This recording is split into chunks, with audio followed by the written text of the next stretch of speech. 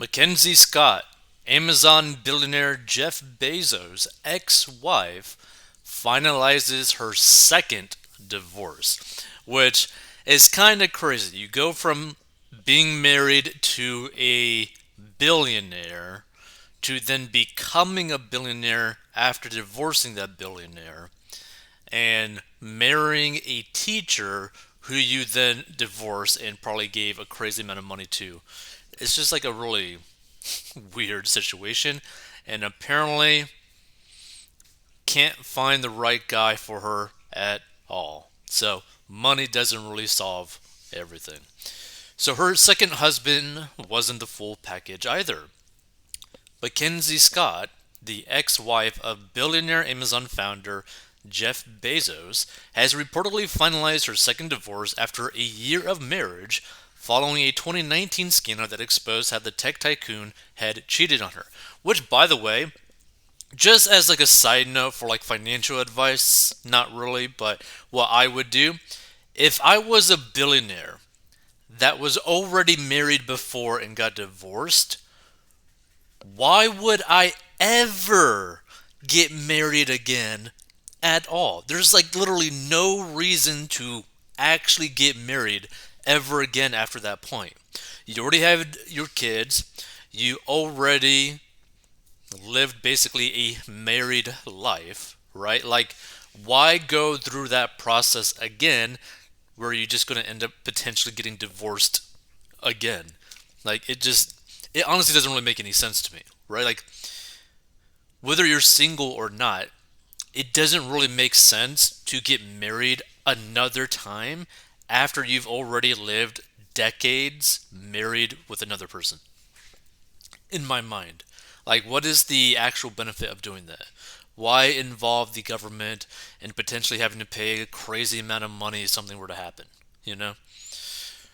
So the 52-year-old philanthropist, I can't even say it, wow, philanthropist, you know, taking care of others, donating money, etc., which I can't even speak for some reason right now, officially split with Dan Jewett, a chemistry teacher at her kid's upscale private school. In court papers signed by a Washington state judge on January 4th, according to People magazine. The former Lovebirds got quietly hitched in March 2021, a couple of years after Bezos, 58, was busted sending sleazy selfies to his then mistress, Lauren Sanchez, leading Scott to divorce him in July 2019. In September, Scott filed for divorce from Jewett, and a property settlement will be hashed out in yet to be filed documents, according to documents obtained by People magazine, and they have no kids together. Which, by the way, is like, as a female billionaire, out of everyone that you could potentially pick, why do you pick a teacher at your kid's school? That seems kind of weird to me on like a lot of different levels, right? And also, it's like you got married to Jeff Bezos, the Amazon founder, for a reason. What was that reason? Probably that he has a lot of drive. Does a private school teacher have that same type of drive that you are potentially attracted to? Probably not. And to be frank, it honestly make more sense for someone in her position to maybe just go after younger dudes, right? Like young hot dudes. Like if you're a 50-year-old female billionaire, why bother dating men your age or older or whatever that have less status than you, probably less drive than you? Like, it just doesn't really make sense to me. Now, I don't know what's going on in her mind. Maybe she was having some sort of thing with him for a very long time. No idea. But, I don't know. Seems kind of odd. So Jewett didn't contest the divorce, and they had both signed a prenuptial agreement. Scott, a novelist and the third wealthiest woman in the US, which, by the way, isn't it kind of funny that she became the third wealthiest woman in the United States through divorce? So she was married to Bezos for nearly 25 years and has four children with him. Yeah, see, here's the thing. Like, in my personal opinion, I don't understand the desire to, like, repeat this sort of, like, life again, right? Why not try something different, you know? So she reportedly parted ways with Bezos with a jaw-dropping $38.3 billion dollars in Amazon stock. Oof. Like, what would you do with $38.3 billion dollars? Like, at that point, there's almost like no reason to work, financially speaking. It's like, what do you even do with your life at that point? So their divorce settlement included a 4% stake in the online retail giant, or 19.7 million shares. Under the agreement, Bezos kept 75% of the couple's Amazon stock, along with voting control over her shares. Well, that's good, because she probably wouldn't be voting correctly at all. Scott vowed to give away more than half of her wealth to charity and has since donated at least $14 billion dollars to 16,000 nonprofits, according to her website, yieldgiving.com. And in March, she donated $436 million dollars to Habitat for Humanity International and 84 of its U.S. affiliates. As of last month, her wealth was estimated to be $27 billion, according to Forbes. And Bezos' net worth was meanwhile valued at $110 billion, and in 2020 was on track to become the world's first trillionaire by 2026. Bezos and Sanchez, a former Fox News anchor in Los Angeles, are reportedly living together but haven't tied the knot. Bezos' marital dirty laundry was aired when racy selfies, including a crotch shot he sent Sanchez, were leaked in January 2019. And here's the thing, right? If I was in the position of Jeff Bezos, right, where I already got divorced from my first wife, I already lost billions of dollars of Amazon stock, right? There would be no way I would ever get married again on paper, right? Maybe I would have like a marriage ceremony or whatever, but I would never actually get married. Now, the real issue is, where do Jeff Bezos and Sanchez live, like his current girlfriend live right now? Because depending on the state, and some people don't know this, depending on the state, depending on how long you live under the same roof, you could still technically, legally, be like financially married in a way, which is pretty insane. Like, I think California is actually extremely crazy with it, where, like, if you live underneath the same roof with your partner for, I think, 2 years, they're basically entitled to half, which is crazy. Like, I think it's California, but, like, be very careful. Like, you got to be wary of the state that you live in, the laws that you live in, whether or not you even trust the person enough to even do this sort of thing with. Like, people need to be very careful, right? Because all it takes is one misstep in terms of like choosing the wrong partner. And if you end up marrying that partner and they are the wrong one, you lose more than half of everything, right?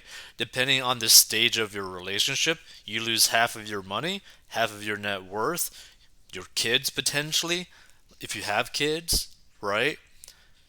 It's just a massive hassle. Now, I understand the desire to get married. I just don't understand the desire to get married again, because you've already been divorced once. The likelihood of you getting divorced again is probably pretty high. Let's see some of these comments.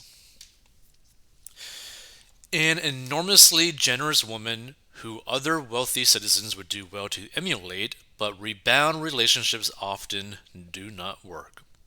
Okay, I agree with that.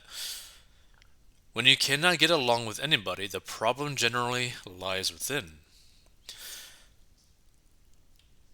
Hey, I'm not doing anything. I'll be number three provided I get a nice allowance. I guess in terms of her being like the third richest woman. Living proof that money does not buy happiness or brains. Just saying. Well, I don't know. Well, the thing is, I think she was probably pretty smart. I mean, she was obviously smart enough to pick the right partner originally that ended up pretty much giving her almost everything that she wanted, in a sense, right? Or needed. Let's see. This person says, hope she finds happiness. Although I suspect she has, she seems to find happiness in giving and helping foundations important to her.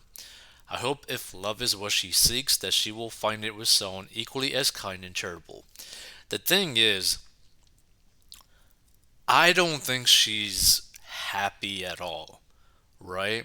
I don't think she's content at all, right? She's always striving to like try to find something that she's missing, sadly, in other people, specifically dudes, right? It's like it's a sad situation when you get up there in age and you're trying to find some sort of like meaning in another person. It's like I don't know. It's kind of sad. Let's see. She finds happiness giving to her favorite causes, as a result, giving a few dollars less in every paycheck to every Amazon employee for many, many years. Who cares about her marriages, divorces, or causes? You're assuming that charity as such is a virtue. It isn't. She gives to leftist, communist causes. Irrational charity is destructive and even evil.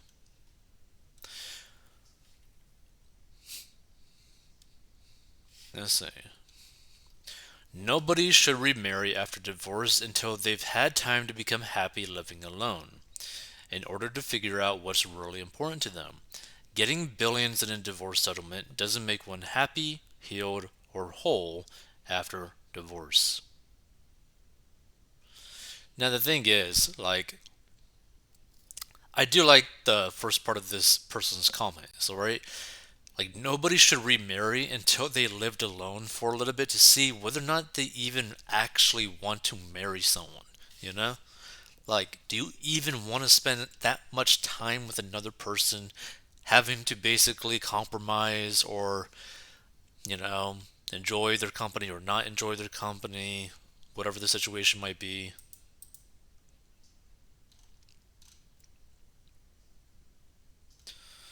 Wealth through divorce is an unusual investment strategy.